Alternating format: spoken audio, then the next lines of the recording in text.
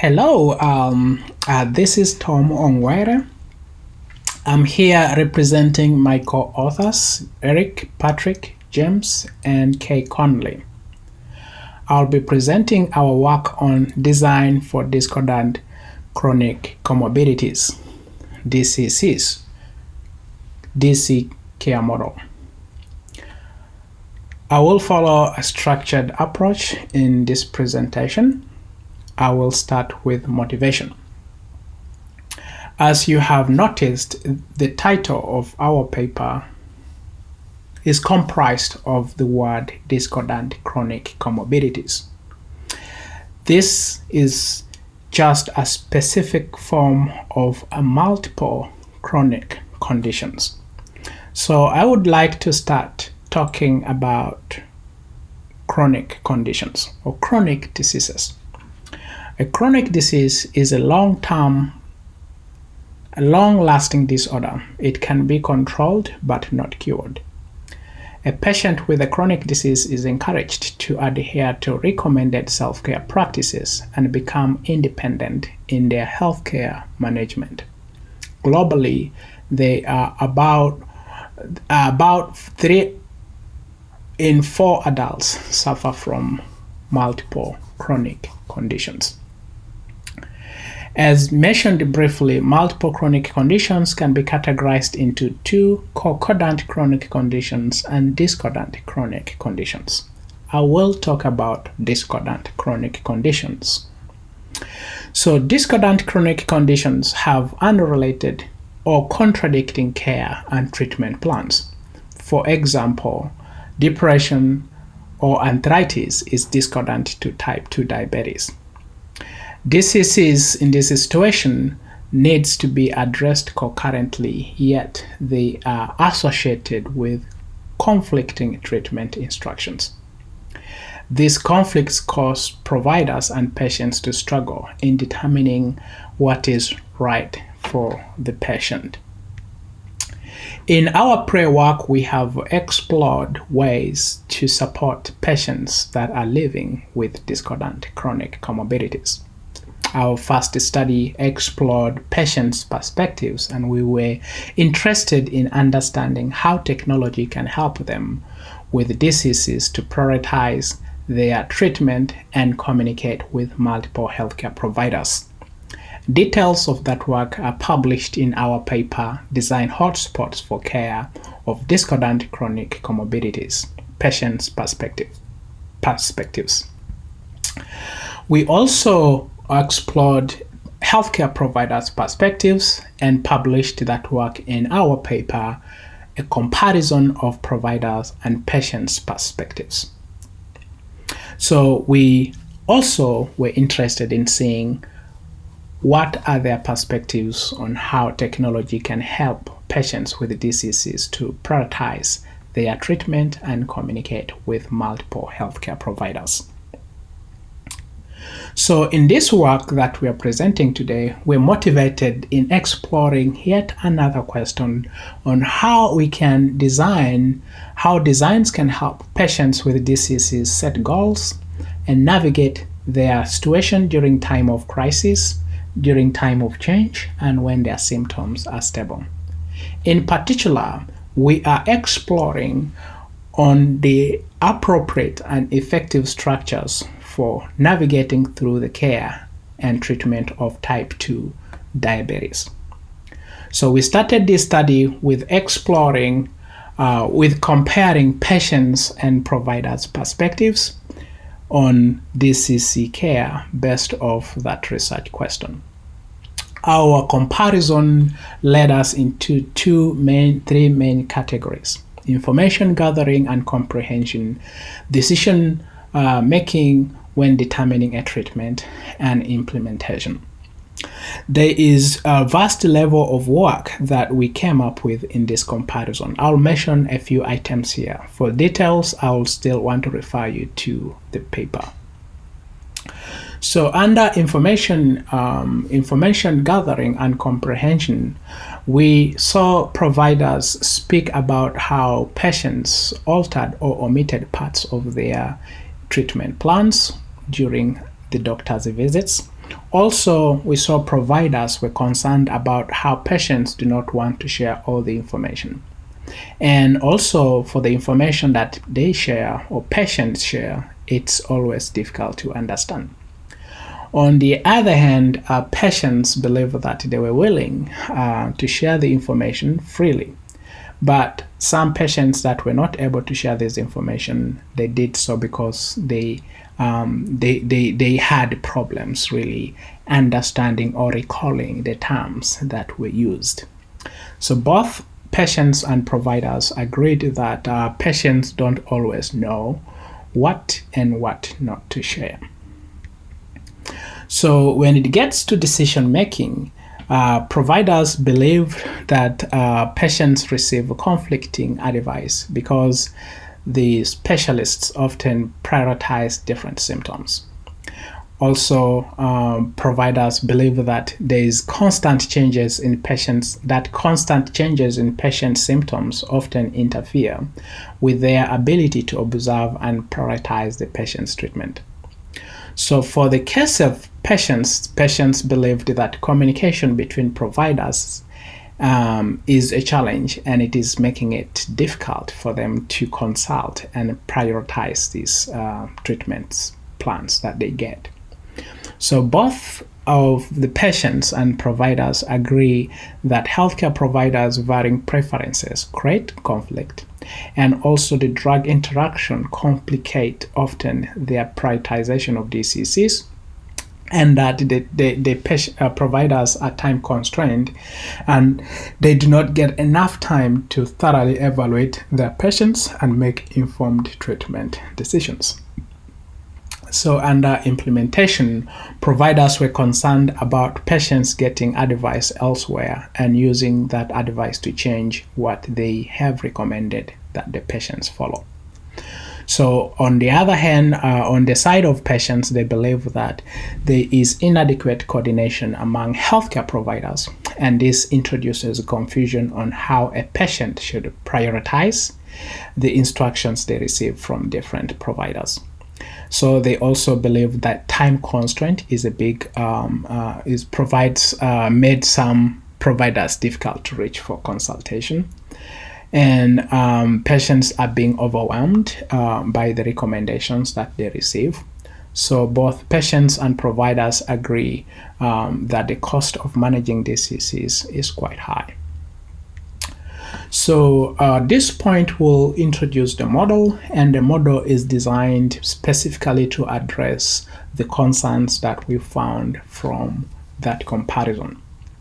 So I will discuss this starting from the first theme, which is information gathering and comprehension. I will talk about decision making and then implementation. So under comprehension, our model details the fact that a patient encounters a new symptom, condition information, or the advice that requires an interpretation and contextualization to their current condition. This process of interpreting the new input often requires a patient to communicate with providers to fully understand the implications and decide if the change in the treatment should be considered. The comprehension stage identifies the need to support patients in recording any potentially relevant information and support a patient in filtering that information to focus on the most urgent and relevant information. So this is believed, according to our model, believed to help address the challenges caused by complex information patients collect. Further, the process of supporting patients and providers may also include identifying information sources and multiple facts for all of patients' conditions and sharing of this information with and among multiple healthcare providers. Under decision making is often based off the prior stage, which is information gathering and comprehension. So it's based on the understanding of a new information, and the patient and a provider must decide if they will modify the current treatment plan. Additional information may be thought out, e.g. further tests, and a cost-benefit analysis done. So a patient may decide the potential risk of changing the treatment plan are too severe, such as upsetting their other conditions and balancing the conflicting advice from multiple providers. The decision-making stage suggests the need to first help a patient navigate through conflicting advice and prioritize different aspects of their treatment plan, and support a patient and a provider in recording, reviewing, starting, or stopping a treatment plan, including therapies and prescription medicine. This will allow a patient to prioritize their daily tasks intelligently and spend time on high-value treatment plans. It should provide the patients an avenue to identify what types of decisions require professional consultation and what types of decisions can be initiated and implemented by a patient themselves. Further, according to the model, this stage will allow a patient and providers to keep track of treatment plans, including therapies, prescription medicine that were stopped and why they were stopped. Under implementation, of course, after making a decision, a new plan is formulated. A patient needs support in executing the plan, including monitoring the outcome of the changes and communicating that information to their multiple providers. A change in health status may move a patient to a first stage where the cycle may begin again. As discussed in our prayer text, the implementation stage may need to first help a patient break down larger treatment goals into smaller achievable tasks that are reflecting patient's capabilities to help a patient address difficulty of adhering to complex treatment plans. Second concept under implementation that need to be considered is patient's unique cognitive capability, energy levels, and external resources available to that patient to implement that plan. This will help a patient who are failing to adhere to the treatment plans because of negative side effects or severe mental, physical, or environmental limitations. So the third component of implementation in the model identifies the support that patients need to digest and process new information received from their support network and seeking second opinion from healthcare professionals. This will help reduce any negative impact of a patient support network in patients' non-adherence. Finally, under the implementation, the model identifies the costs that should be brought to the forefront so that the patient and their healthcare provider can reduce the risk of a patient failing to afford agreed upon treatment plan or procedure. So as you may see, this is a structure of our model. We identify the interactions that happen from the stages and potential constructs that designers need to pay attention to when they are designing for patients. In other words, we used the empirical results to develop this model, and this model is intended to support designers of systems to assist in care of DCCs. This DC cube model focuses on the complexity of prioritizing multiple treatment goals, and it acknowledges what erratic nature of DCCs, which there is not always a clear trajectory or an end. So the model also highlights multiple stakeholders, as you may see, and it emphasizes difficulties that patients often have when communicating and negotiating between multiple providers who may not be sensitive to the impact their recommendations might have on the other aspects of a patient's health. So the DC cube model also recognizes that attaining a stable state for patients with DCCs is difficult, fraught with lengthy detective work and experimentation. This experimentation can set a patient back, forcing them to revisit their plans in consultation with multiple providers in search for a new normal. So here we highlight a couple of design opportunities that have informed our other work that we are presenting in the same conference. So these opportunities include tools for single stage, tools for transitioning between the stages, tools to simplify the complexities, and tools for coordinating multiple healthcare providers. In each of these tools, we pinpoint the examples of how the tools would look like. So in my presentation today, I will not be able to exhaust all of them. I'll just highlight a few. So for further detail, please, I would like to refer you to our paper.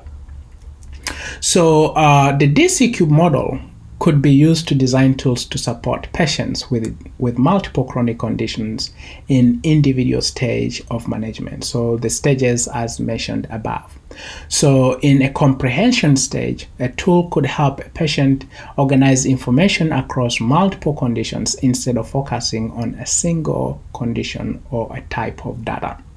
In a decision-making stage, a tool could be used to create a tool could be created that will help a patient collect all different treatment recommendations made by their various providers and evaluate them simultaneously. In implementation stage, the tools could be used to help patients track their progress for entire plan and not just individual component of their plan. So in addition to developing tools to help patients help challenges in individual stage, tools can also help patients transition from one stage to the other.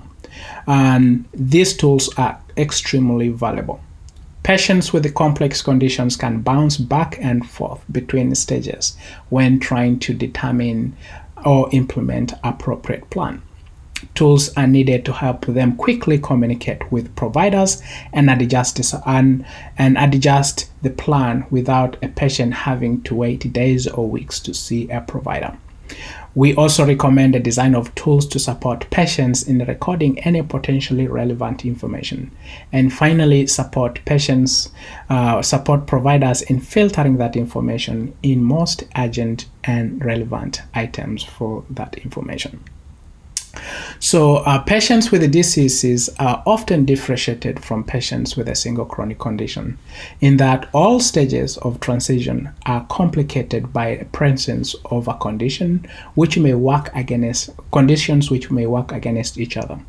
In the implementation stage, under tools to simplify complexity, patients struggle with complex treatment plans where they are often overwhelmed and experience worse treatment outcomes. We recommend design of tools to help patients break down larger treatment goals into smaller achievable tasks reflecting patients' capabilities. In the implementation stage, in the costs of implementing multiple treatment plans brings in another complexity and consequently hinders the patient's ability to adhere to treatment plans. The financial aspects should be included in a tool. The tool should bring this cost forefront so that a patient and a healthcare provider may lessen a risk of a patient failing to afford the treatment plans. Tools should also help a patient and providers prioritize their treatment plans and strike a balance, since the patient may need to take multiple medications. Doing so requires a careful monitoring to ensure that a patient complies with the goals set with his other providers to avoid worse complications.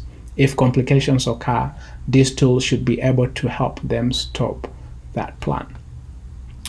So the last aspect that we discuss about is a need for shared understanding of this complex information, and we provide examples of tools that will help us do that.